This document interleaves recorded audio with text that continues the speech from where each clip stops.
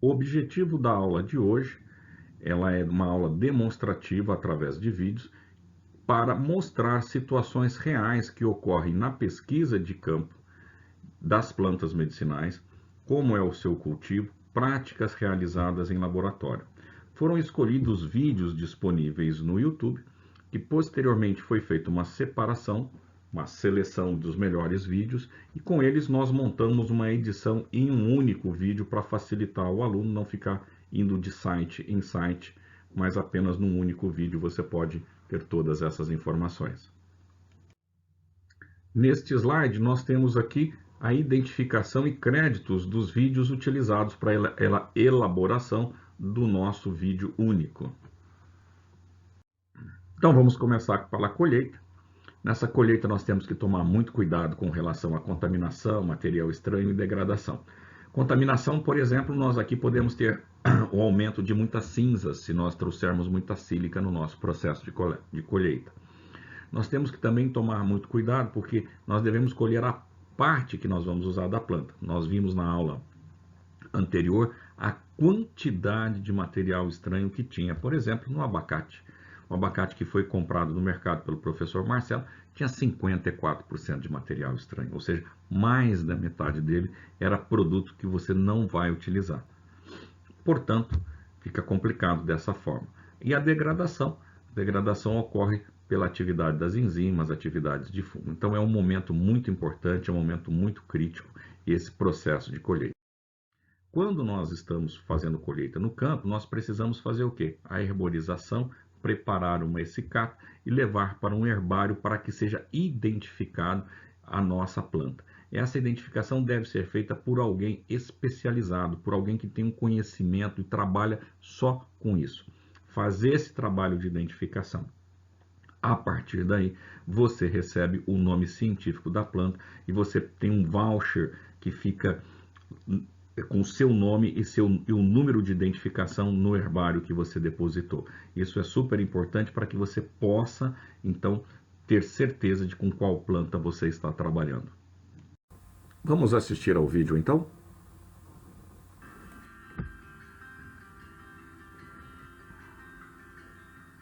Quando a gente vem para o campo fazer a coleta das plantas medicinais, é necessário que a gente retire uma parte um pouco maior do ramo, onde nós tenhamos pelo menos 3 folhas e preferencialmente que nós tenhamos uma parte reprodutiva daquela planta. O que seria isso?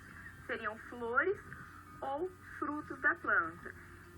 Essas estruturas reprodutivas, elas são importantes porque nas chaves taxonômicas que são utilizadas por nós biólogos para fazer a identificação de uma planta medicinal, nós recorremos a este instrumento no momento que a gente está identificando.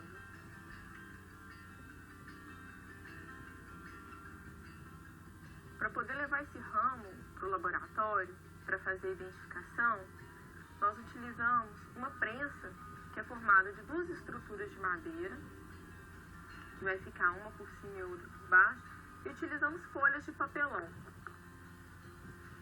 e jornal. O ideal é, em campo, nós anotarmos as características da planta. E essa característica, ela é muito importante de ser anotada aqui em campo, porque quando a gente levar esse material para uma estufa para secar essa planta, nós vamos perder essas características.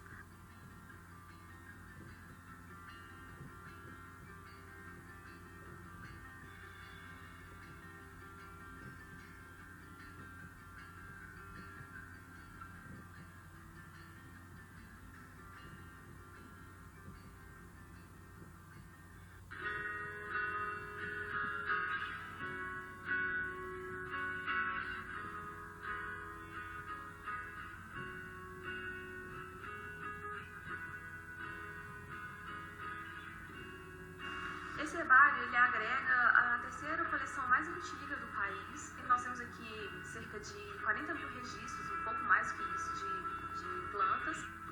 Ele é de 1891. Então ele tem um registro muito grande de espécies, e é importantíssimo essas espécies históricas, porque muitas delas estão somente aqui em essicatas. Algumas pessoas visitam o herbário e esperam encontrar um viveiro, uma estufa, as mudinhas das plantas, mas não. Basicamente é isso, plantas roladas numa cartolina. No herbário, o primeiro passo é esse. Você pega uma ou outra essicata que já está depositada e vai comparar com o que você tem.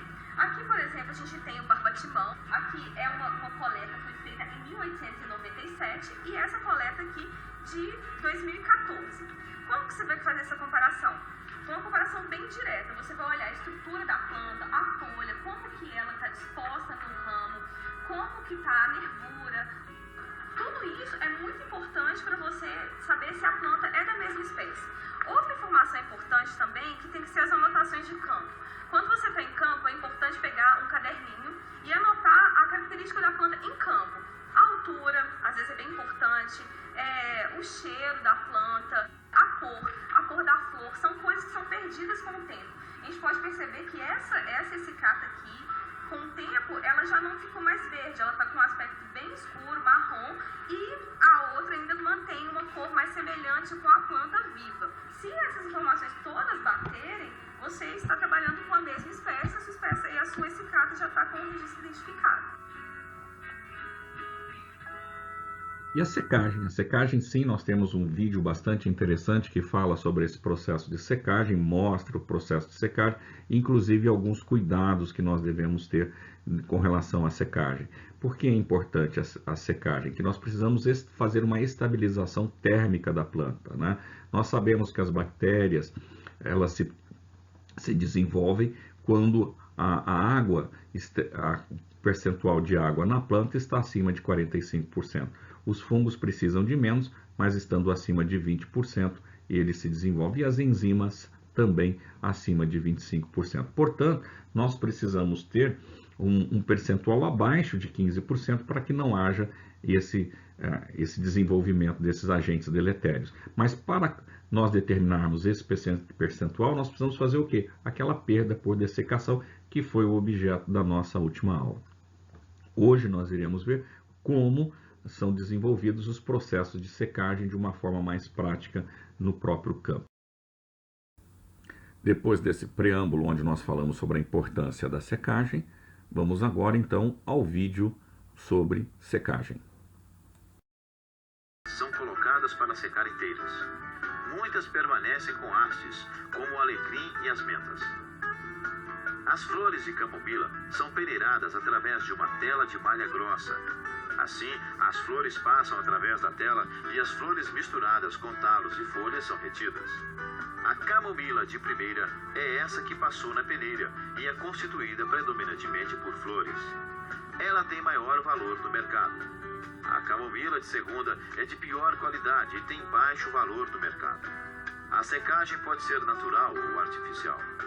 A secagem natural é feita espalhando-se o material sobre mesas teladas.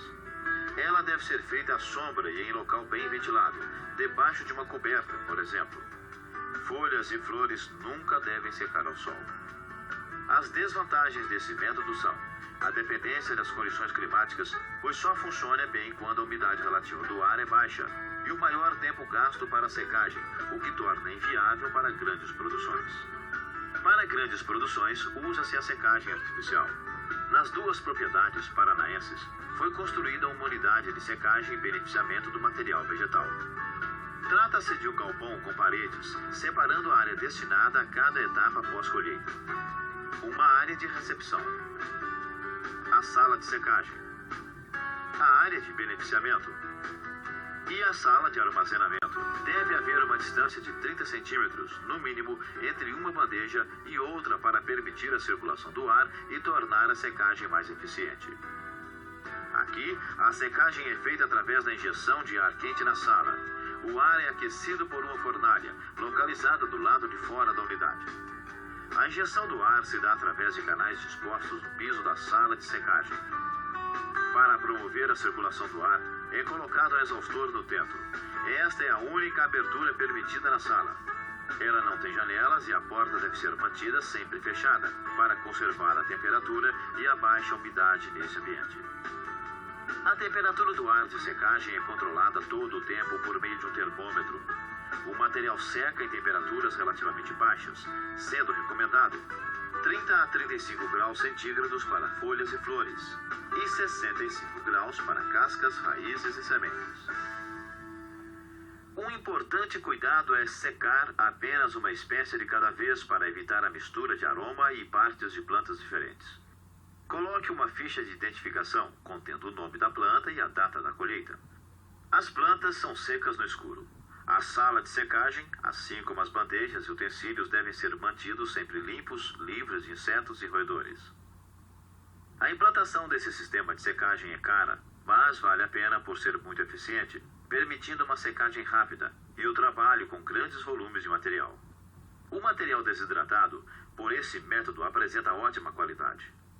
Outra opção de secagem do material vegetal é o uso de desumidificadores. O princípio desse sistema é a retirada de umidade do ar, o que leva à desidratação das plantas.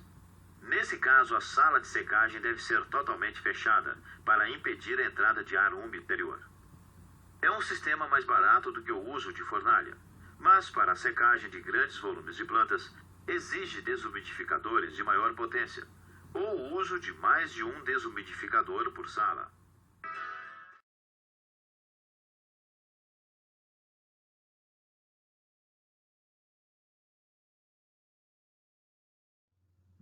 Outra parte importante também é a redução do tamanho de partícula. No vídeo que nós vamos ver será mostrado um moinho de facas, onde o moinho de facas você tem a redução de partículas também. Mas não é apenas o moinho de facas, você tem outros tipos de moinho, você tem o moinho de martelo, você tem também o moinho de bolas, existem vários tipos de moinhos, né? No caso, nós encontramos um vídeo que é bastante interessante mostrando o moinho de facas. Essa redução do tamanho da partícula nos ajuda bastante da seguinte forma. Quando nós temos aqui, por exemplo, a droga moída, nós temos uma forma de trabalhar do líquido extrator envolver essa parte da planta que está moída de uma forma muito mais intensa. Ou seja, quando você diminui o tamanho da partícula, você aumenta a área de contato com o líquido extrator. Nós já falamos sobre isso, mas nós vamos ver lá sobre esse processo. E quando a gente tem a planta rasurada, ou seja, o líquido extrator fica difícil de penetrar no meio da planta. Quando nós temos ela moída, fica muito mais fácil. E aqui nós temos um tamizador, onde nós conseguimos fazer justamente a classificação da granulometria da nossa moagem, né? E aqui um exemplo de um extrato seco, né? Um pó bem fino, que é obtido somente a partir depois que nós extraímos os metabólitos secundários da planta. Vamos então ao vídeo sobre moagem.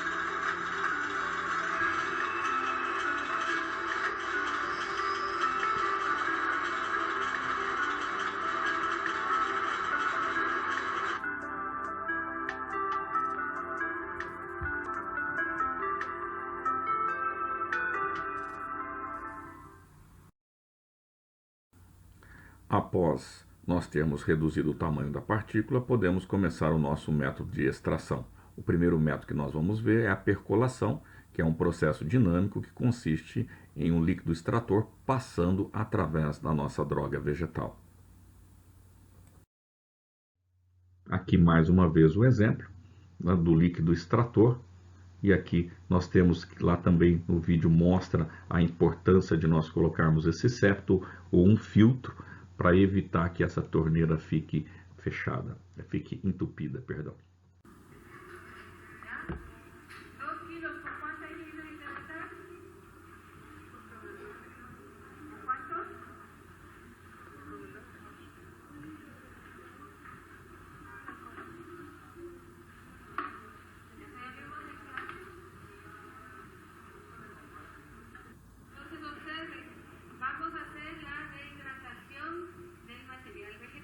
Tenemos en teoría que usar 4 litros, pero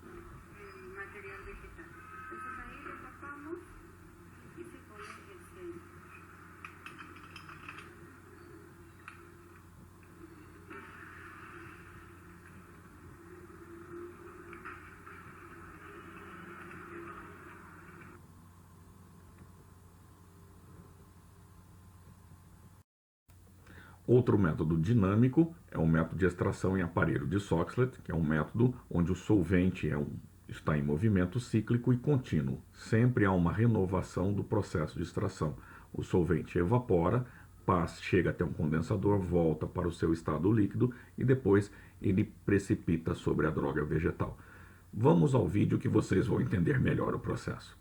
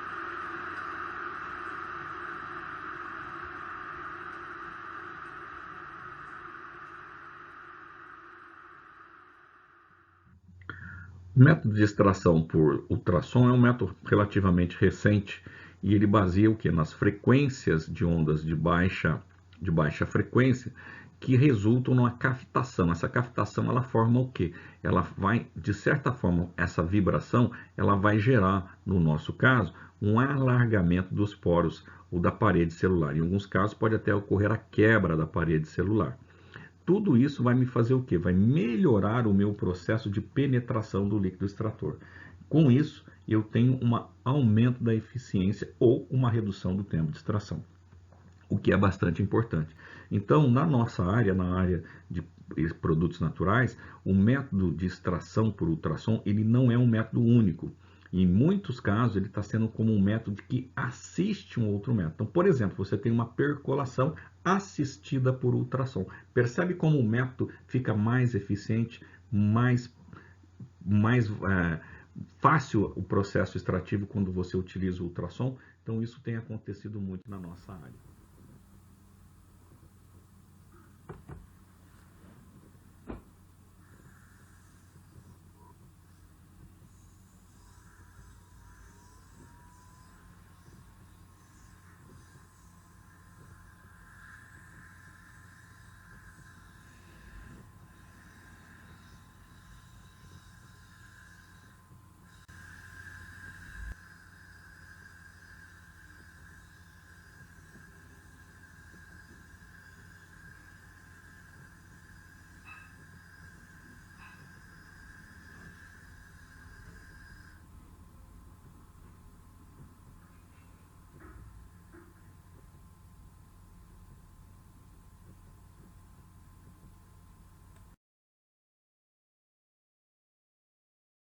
Depois de termos feito a extração pelos métodos que vimos anteriormente, vamos agora então eliminar o nosso solvente, vamos evaporá-lo. Vamos dar primeiro uma explicaçãozinha sobre como funciona o método e depois teremos o vídeo para acompanhar. E o método que nós vamos ver, está muito bem definido lá, é um método de evaporação sob pressão reduzida, onde se utiliza um evaporador rotativo, que é um sistema acoplado a uma bomba de vácuo. Essa bomba de vácuo vai reduzir a pressão, reduzindo a pressão também reduz a temperatura de ebulição, o que permite então que o nosso solvente evapore a uma temperatura mais baixa automaticamente. Se o nosso produto presente tiver algum problema com relação à temperatura, for termossensível, nós reduzimos para uma temperatura abaixo da onde pode ocorrer a degradação desta substância. El rotoevaporador es un instrumento diseñado para destilar un líquido a presión reducida. Cuando la presión del sistema disminuye, el líquido destila a temperatura más baja de como lo hace a la presión atmosférica. El rotoevaporador consta de un sistema de refrigeración que contiene un serpentín donde condensan los vapores del líquido que ascienden a través del tubo de destilación situado en su interior. En la parte inferior se encuentra la conexión al sistema de vacío, el matraz colector del disolvente destilado y la entrada y salida de agua del serpentín del refrigerante. La llave de apertura o ruptura del vacío está situada a la izquierda. Entre el tubo de destilación y el matraz con la disolución a evaporar se puede colocar una trampa para evitar la pérdida del producto. El motor de rotación permite la agitación de la muestra a diferentes velocidades. La muestra se calienta mediante un baño termostatizado. Para utilizar el rotoevaporador, abrir primero el sistema de vacío. A continuación, abrir el grifo del agua de refrigeración. Conectar el matraz con la disolución a destilar. Hay que asegurar la conexión utilizando un clip de sujeción. El clip tiene dos lados. El círculo de diámetro más pequeño se sitúa alrededor del tubo del rotoevaporador y el más grande sujeta el matraz. Para cerrar el sistema y activar el vacío, sostener el matraz con una mano mientras con la otra se gira la llave de vacío a la posición de cerrado. El sistema se encuentra ahora a presión reducida y se puede retirar la mano sin peligro de caída del matraz. El líquido destilará a una temperatura inferior a la que lo hace a presión atmosférica. Para facilitar el proceso y evitar proyecciones, se debe girar el matraz seleccionando la velocidad adecuada de rotación. Para aumentar la velocidad de evaporación, introducir el matraz en el baño de agua caliente hasta que toda la solución quede sumergida en el baño. A medida que el disolvente se evapora, se observa su condensación en el refrigerante. Cuando no se observa más condensación en el refrigerante, el proceso de destilación se da por concluido. Para finalizar el proceso de evaporación, se procede en sentido inverso. Primero se retira el matraz del baño de agua y se reduce la velocidad de giro hasta parar totalmente la agitación. Mientras se sostiene con una mano el matraz de destilación, con la otra se abre suavemente la llave de vacío. Retirar el clip que sujeta el matraz al rotoevaporador. Sujetando el tubo del rotoevaporador con la mano izquierda, girar lentamente la mano derecha para desplazar el matraz. No hay que sacar nunca el matraz tirando de él hacia abajo, pues pueden producirse pérdidas de la muestra por proyección. Dejar el matraz en lugar seguro y cerrar el agua del refrigerante y el sistema de vacío. Depois, nós vamos para um vídeo bastante interessante, bastante didático, bastante engraçado até, que fala sobre os métodos de identificação. Fala sobre, lá no caso, e aqui também, nós vamos falar sobre cromatografia em camada delgada. Nós já comentamos com vocês que existe a cromatografia analítica e a cromatografia preparativa. A preparativa é um processo de separação e a analítica nós vamos fazer identificação. Para identificarmos, nós precisamos também de uma substância química de referência, SQR, ou seja, a nossa substância padrão, aquela substância que é aquela que nós estamos buscando, e nós fazemos então comparativo para saber se está presente ou não na nossa amostra aquela substância. E nós temos essa preparativa, onde o processo de separação vai me permitir fazer o quê? O isolamento de determinadas substâncias, que é isso. Esse método ele está associado também a dois fatores bastante importantes, que é a fase móvel, que é o nosso solvente, ou uma mistura de solventes, e aqui nós colocamos em ordem crescente de polaridade, né? Nós temos uma mistura de solvente para ajustarmos esta polaridade.